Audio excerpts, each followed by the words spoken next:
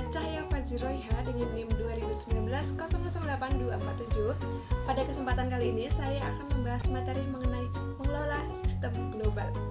Sebelum masuk ke materi, ada pun pembahasan yang akan saya bahas, yaitu yang pertama ada pengertian sistem informasi internasional, yang kedua ada pertumbuhan sistem informasi internasional, yang ketiga ada tantangan dalam mengembangkan sistem informasi internasional, yang keempat ada tantangan bagi manajemen dalam mengembangkan sistem global, yang kelima ada strategi global, dan yang terakhir ada isu utama sistem global. Pembahasan yang pertama yaitu pengertian sistem informasi internasional.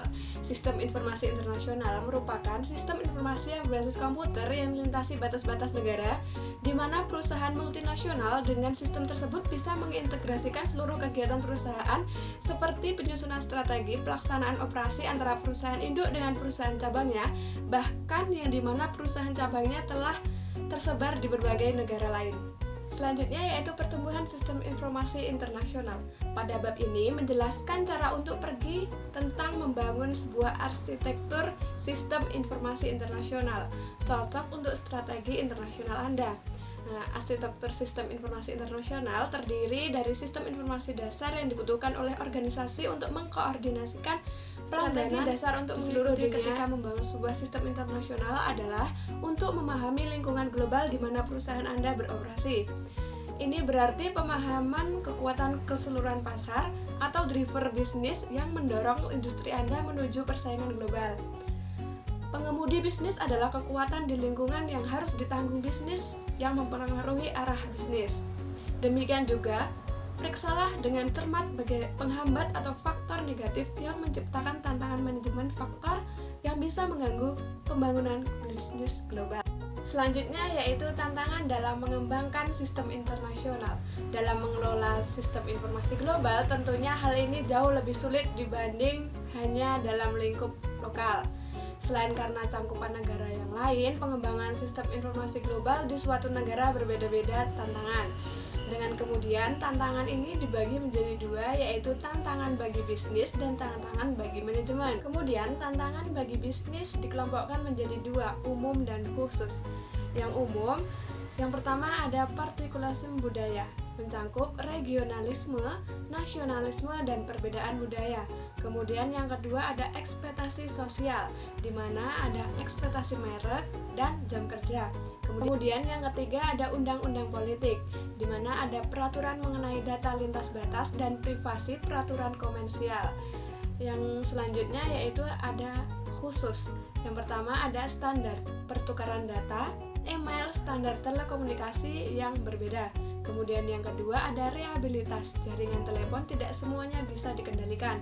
Kemudian yang terakhir yaitu kecepatan standar data banyak yang lebih lambat dari Amerika Serikat. Kemudian, tantangan bagi manajemen dalam mengembangkan sistem global. Tantangan bagi manajemen dalam mengembangkan sistem global yaitu yang pertama dapat menyepakati kebutuhan pengguna bersama, yang kedua yaitu dapat membawa perubahan ke dalam proses bisnis, yang ketiga dapat mengkoordinasikan pengembangan aplikasi, yang keempat dapat mengkoordinasikan peluncuran peranti lunak, dan yang kelima mendorong pengguna lokal untuk mendukung sistem global. Strategi global. Yang pertama yaitu mendefinisikan proses bisnis inti. Cara mendefinisikan proses bisnis inti ini adalah dengan melakukan analisis proses bisnis yang harus mampu mengidentifikasi dan menerapkan prioritas dalam daftar singkat 10% bisnis yang kritis bagi perusahaan. Selanjutnya, harus dapat mengidentifikasi beberapa bidang dari perusahaan untuk beberapa lini bisnis, di mana proses atau divisi atau unit mampu berprestasi dalam satu atau beberapa fungsi bisnis. Yang kedua yaitu mengidentifikasi sistem inti untuk koordinasi terpusat. Langkah strategis kedua adalah mengatasi inti dari mendefinisikan sistem sebagai lintas negara. Biaya politis dan keuangan untuk mendefinisi dan menerapkan sistem lintas negara sangatlah tinggi.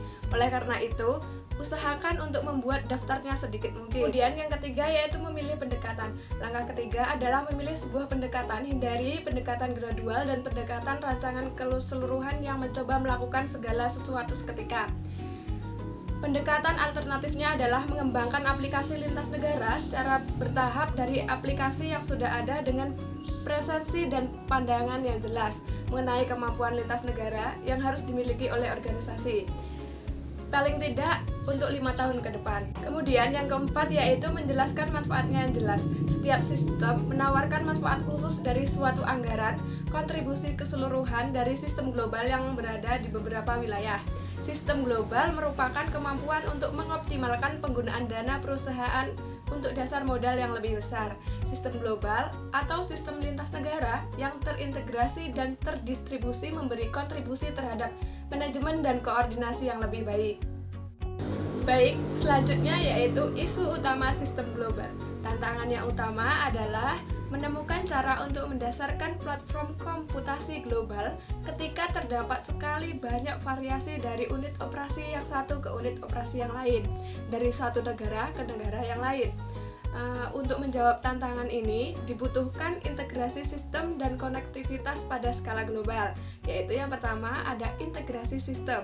Bagaimana sistem inti yang baru akan cocok dengan sejumlah aplikasi yang ada yang telah dikembangkan di seluruh dunia oleh divisi-divisi yang berbeda, orang-orang yang berbeda, dan untuk jenis-jenis peranti keras komputasi yang berbeda, agar dapat mengembangkan sistem global, terdistribusi, dan terintegrasi untuk mendukung proses bisnis digital yang melintasi batas-batas antar negara. Konektivitas. Permasalahan yang terjadi biasanya kualitas jasa, keamanan biaya dan tarif, manajemen jaringan, lambat dalam penginstalan, kualitas yang buruk dalam jasa internasional, keterbatasan yang disebabkan oleh peraturan, dan kapasitas jaringan.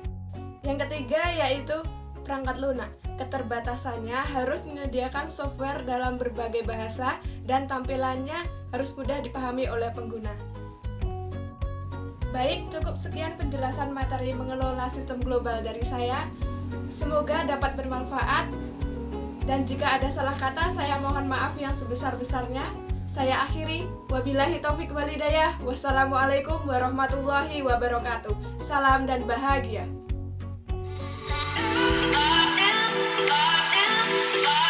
Yeah.